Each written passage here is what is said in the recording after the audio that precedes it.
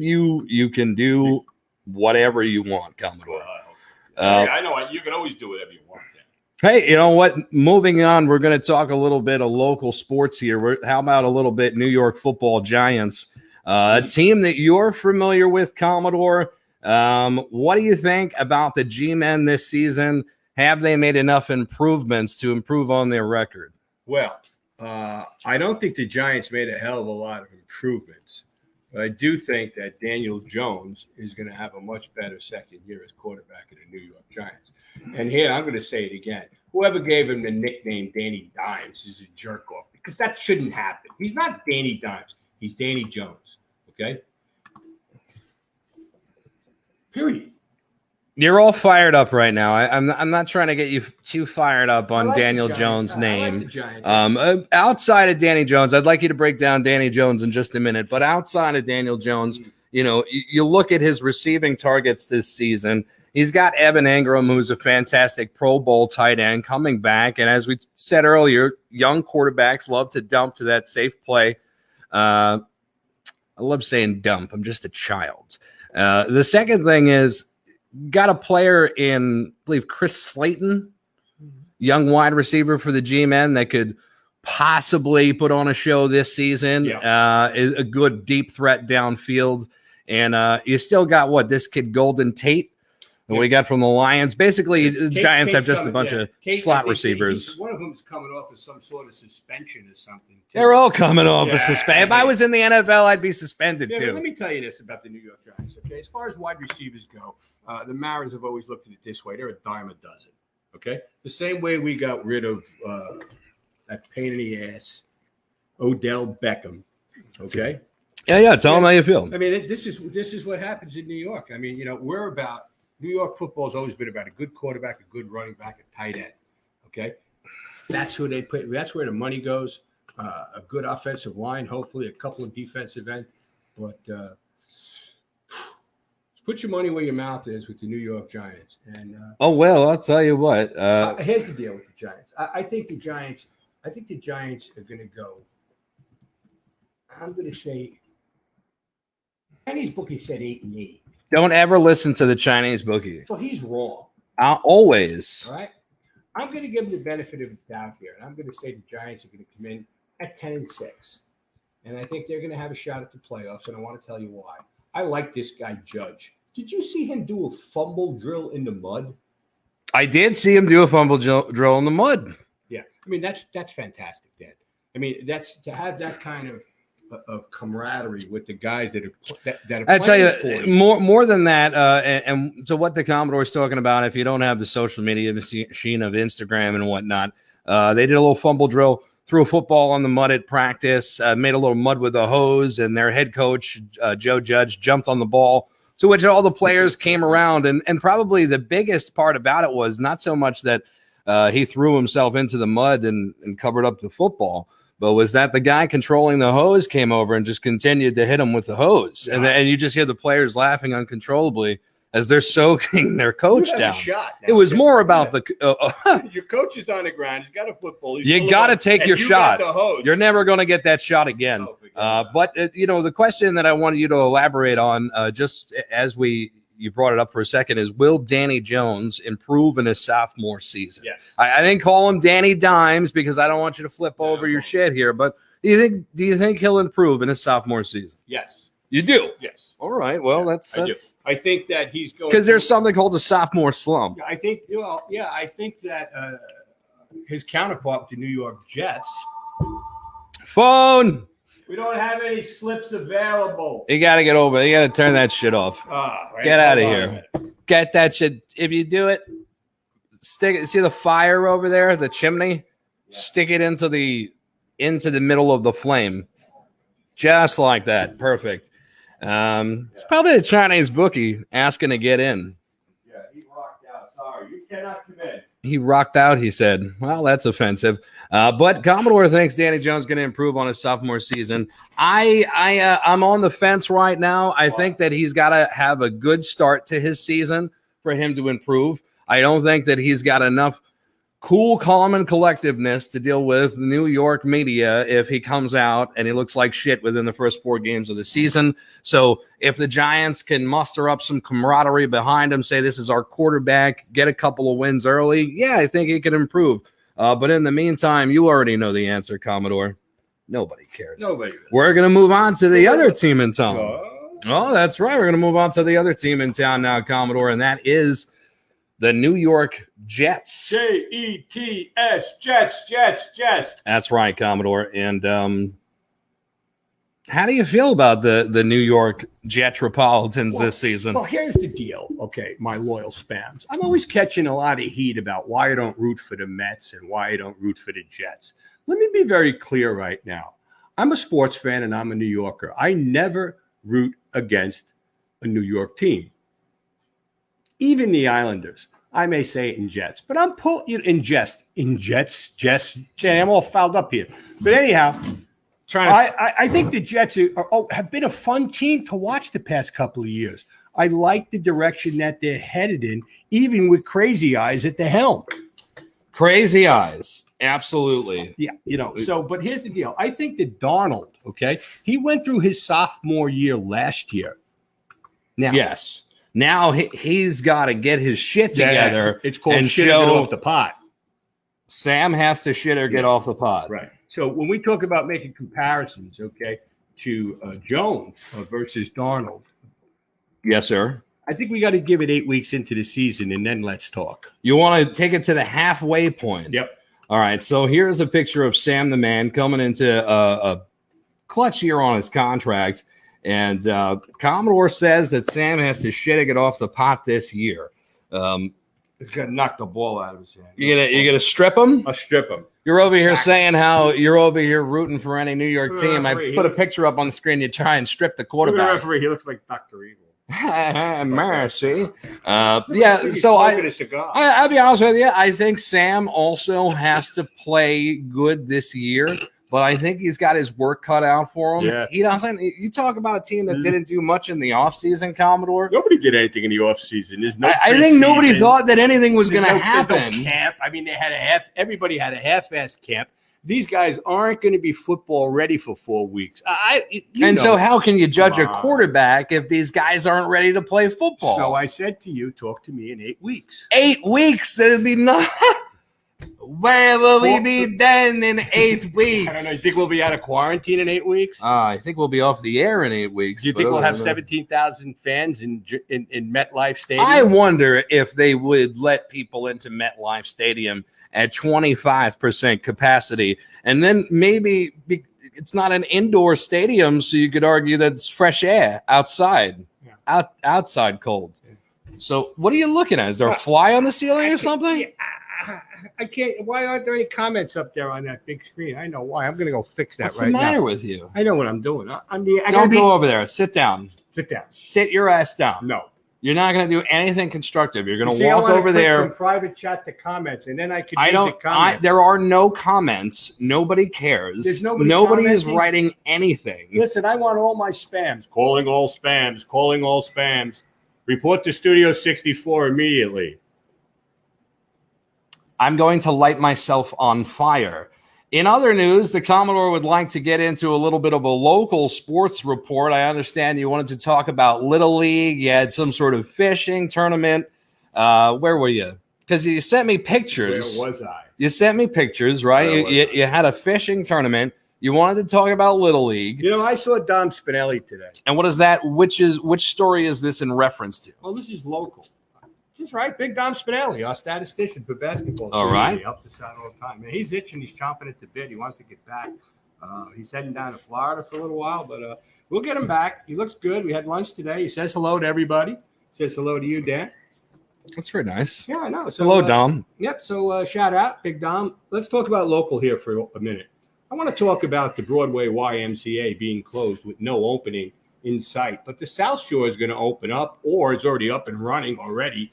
For that matter, I just don't get it, folks. You know, Staten Island, a forgotten borough again. We only have 2 YMCAs. They're both substandard to everything else around the nation, and they're only going to open up one of them. This is ridiculous. I'm challenging the leadership of the Greater New York City YMCA, especially Sharon Greenberger, the CEO. Get your shit together. Oh, shots fired. Open up the facility. Let's go. Push is open up down the street. Every other gym is open up.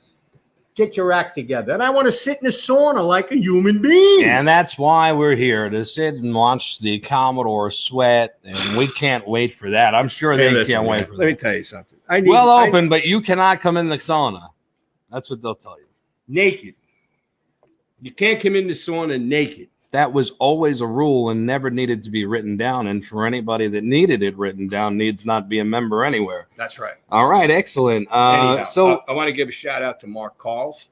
Okay, big shout out to Mark Calls. God bless. Big shout out to Mark Calls. Toughest guy we know, man. Dude, he's the toughest guy. Yeah, absolutely. He's been fighting a rare form of cancer for several years now. A lot of support from his family and friends. You're always in our thoughts and prayers. Hang in there, kid. You're a tough guy. Comment here on screen here from Christine Cristodordo. She says, "Wow, ... Commodore." I don't know what that means. I don't know if she's upset with you, if she likes the way you look. Nobody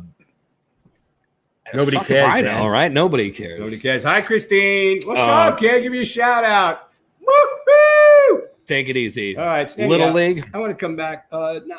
Yeah, you want to go to Little League? Yeah, I do. You made me program this stuff just for you. Well, Little League. I just want to say Little League should be wrapped up soon, as the regular season play across 8 leagues here in Staten Island is scheduled to wrap up by September 21st. And then, according to Frank Cambria, District 24 commissioner, we have a lot of commissioners involved with our show, should be getting going with the tournament, an all-star tournament. We hope to get down to some of these games and provide a little coverage for that. I'm going to reach out to Frank sometime this week. Frank, if you're listening, expect my phone call. Let's see if we can get something together.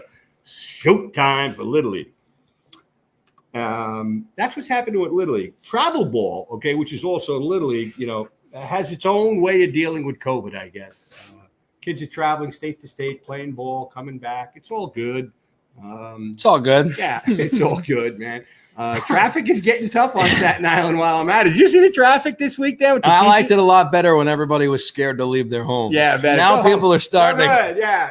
No. Still no good out here. Yeah. You got to go back. Not so much over here, but I'll tell you, I drove on the Belt Parkway recently. I wanted to drive my car into the Atlantic. So it's the same. You wouldn't know that half the world was closed by driving on the Belt Parkway. Let me ask you this, though, Dan. Okay, we're talking local stuff. We are talking local stuff. Let's talk about how can local restaurants and bars and everything else around here open up for 25%. They want to go 25% capacity with no bar. They took the bar. I'm telling you. The whole bar. So I totally understand. It's like they're doing them a favor. You're going to have 25% capacity. You can't make any money off of liquor, but good luck. Hang on. Something's got to change here in this city. Family and friends are allowed into basketball games in the NBA now, right? I don't know. Yeah, they're allowed. Pay attention to the news. They're allowed inside the bubble. And pay attention to the news. I will rip that goddamn microphone off, and I swear to God. How you doing, Dan? Please continue. Your sports report is riveting, Commodore. You've swayed nobody's opinion on anything. So anyhow, baseball doesn't know whether they're going to play the playoffs in the bubble or out of the bubble. Nobody knows. And the Chiefs tonight, like you said, Dan, 77,000 seats at Arrowhead, only 17,000 fans get in. How do you make that decision? How do you do that? You could go. Get the hell out of here. They should just start going to the game. Do you think it's from season tickets, or do you think it's first 17,000 to buy, or first 17,000 to get your champion? You shove something up the guy's ass. I couldn't get a good reading on your forehead. Turn around. I really want to go to this game. You're going to have to turn around. I think it's ridiculous.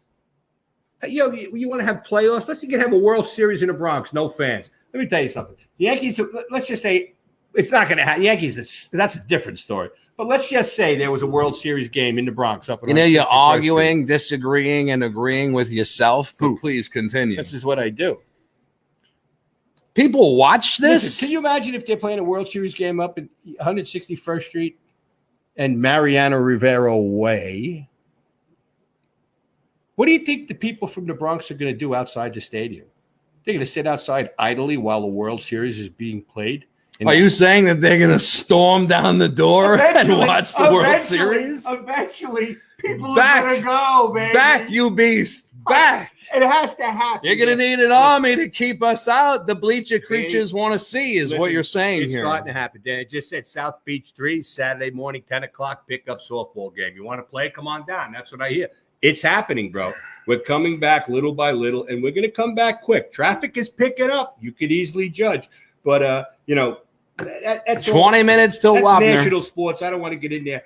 On a lighter note. Please. While I was talking about Jim's before, and not Jim's Deli, by the way, I want to give a big shout out to my workout buddy, John Prisco from Gothic Scenic. John, can you tell me how to get to Sesame Street? Seriously. Yeah. We're looking at it. And listen, while you're talking about friends and just shouting out people with no real need to have airtime here, you had a fishing tournament last weekend or 2 weeks ago. Boy. Where the hell were you? Well, a local Staten Island celebrity went up and caught a whopper. I'm going to see if I can bring it up on the screen here. And I don't know if he's still tuned into the broadcast. I seen him online a bit earlier tonight. But this is what, Jimmy Hart? Jimmy Love. There you go, baby. Look at the areas over there. Move your head out of the way. Look at that fish he's got up there. Yeah, I want to give a big shout out. That's got to be what, a 10-pounder? Yeah. Did he throw it back? Is that a catch and release? Is it mounted on his wall? Oh, it's catch and release 100%. Now look, I'll step out of the way and you can tell the story about the fish. I mean, I want people to really get a spectrum for what they're looking at here. And look at this. This is the kind of stuff that you email me and say this is important to be on screen. This is high-quality sports reporting that came directly out of Thunder Heart Golf Course up at Sunny Hill in Freeport, New York last weekend at our annual fishing tournament from the Nobody Cares Sports Show. That's my good friend Jimmy Love Hart, a.k.a. Jimmy the Grave Digger. He caught the most fish of anybody up there. We're still trying to figure out if bluegills and sunnies count as fish coming out of the same pond as largemouth bass. But bottom line is, Jimmy, you caught more fish than anybody else. You were the winner. God bless. We're sorry you're laid up right now. You're on the injured reserve list over at Rumsey. They're going to get you straightened out. You'll be good to go, baby. Have no fear, Jimmy. Remember, and I say this to myself all the time, kid, only the good die young. And we were never that good, Jimmy. Love you. Get well soon. Just want to show this to our listeners out there, to people that can't read the comments. Andy LaCursi, and I apologize if I'm saying that incorrectly, says he swallowed the fish whole. Yeah. When I asked if he caught or released it. He went there. I was thinking, when you said, did he throw it back? I was going to say he bit its head off like Ozzy. No, yeah, absolutely. With the hook and everything, right? Did you see there was a book out about Ozzy, and Ozzy's trying to say now that when he bit them. I read the book. But did he say he was supposed to be a rubber bat? It was supposed to be a fake bat, and he only realized it when he said, gee, why is liquid warm inside like that? And, Ozzy being Ozzy just went with it, and after he came off stage, I'll tell you an Ozzy story, but I think if I told you another Ozzy story, I know it'll lose us a lot of listeners or get us a lot. But anyhow, listen. So big shout out to Jimmy Love with that baby. Fish, man, and get well soon. Golf Club as well, man. We miss you up at Silver Lake. Get back there soon. Now, listen, Commodore, we're doing a great event tomorrow. Nobody Cares was requested for something happening locally on Staten Island called the Never Forget Ceremony. Mm-hmm. And Nobody Cares.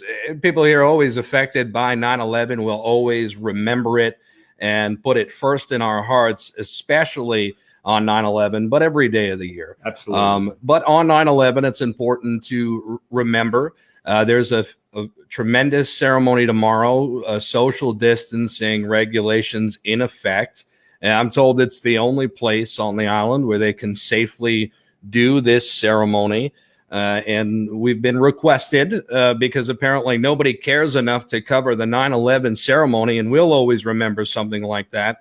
So we'll go up there with our cameras tomorrow and broadcast to anybody that doesn't feel comfortable going there to safely distance, or anybody that can't make it physically from out of town and would like to watch the Never Forget ceremony. This isn't politics. This isn't religion. This is simply we remember, never forget. So, Commodore, why don't you tell us a little bit more about that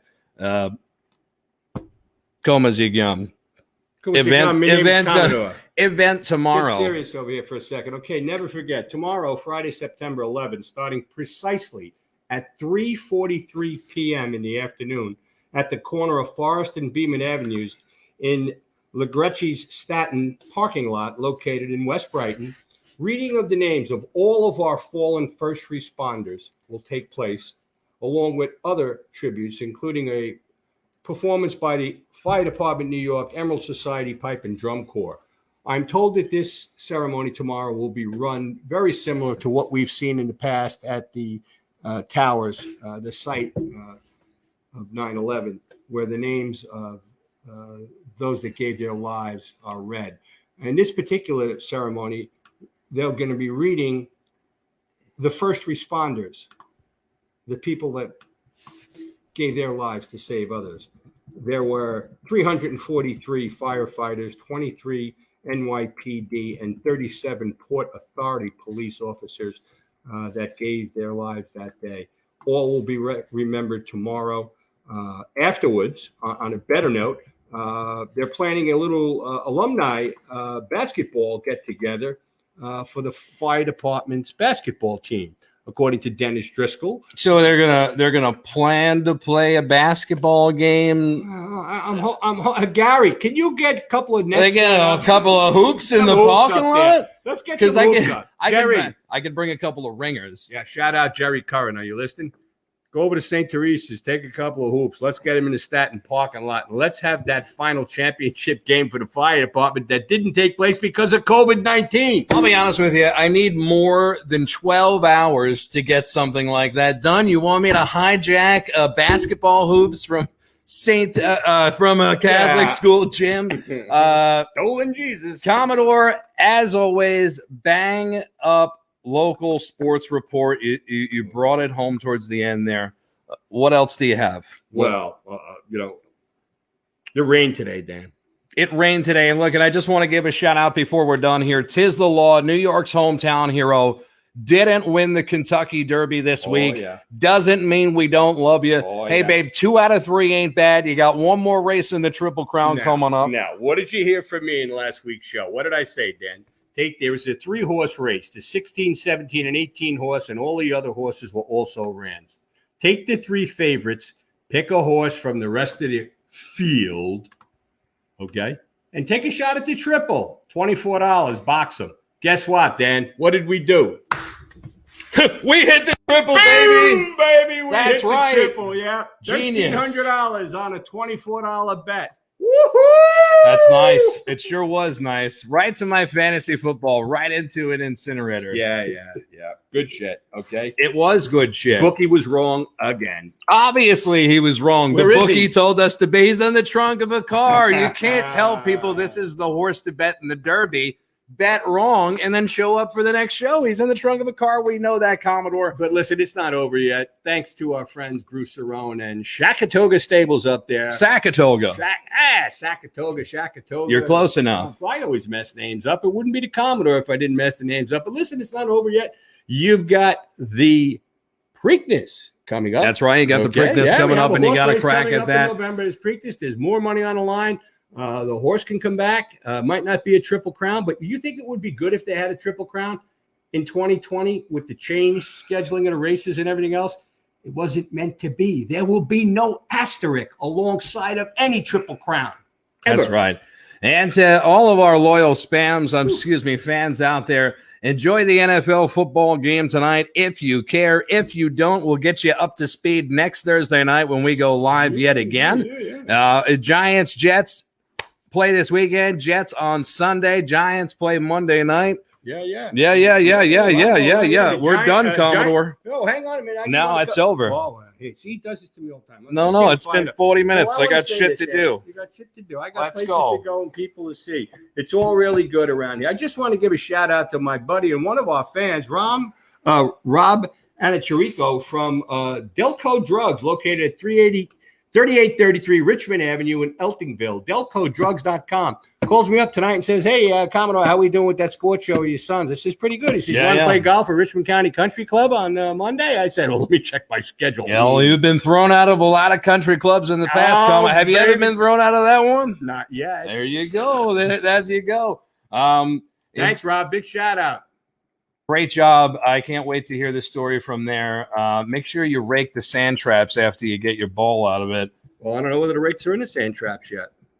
Oh, well, they just rake themselves? No, they take them out because of COVID, because you're not allowed to pick up the rake. I guess they got to have a hard time with me on that golf course. You get a free lift out of the sand. Commodore, give your shout-outs. Hey, I want to give a shout-out to Steve Cunningham for putting together this 9/11 for our first responders tomorrow in the fire department, along with everybody else at NYPD. Great job. We look forward to working with you tomorrow on a very solemn day. I want to give shout outs to all my spams. Everybody, I think I had over 500 people join me yesterday for the Commodore's Quarters Live on Facebook. Unbelievable. Yeah, unbelievable. Unbelievable. And how about my cannonball into the pool at the end of it? Wasn't that no, that was impressive. Big shout out to the commish working the camera there. Absolutely. And I want to give a shout out, happy birthday to my brother Pat and my cousin Kevin. There you go. Born September 11th. Different years, but both tremendous athletes wherever you guys are. Mizzou, Staten Island. Enjoy your days, gentlemen. And we'll be back next Thursday night. We'll get you caught up with anything local. And I expect to hear what happens with the Commodore when he tears up Richmond County Golf Country Club or whatever the hell's going on out there. I'm Danny Chenard. This is the Commodore. We'll see you next week. Reminding you, as always, no religion, no politics. Thanks for enjoying this weekly fiasco. Nobody cares.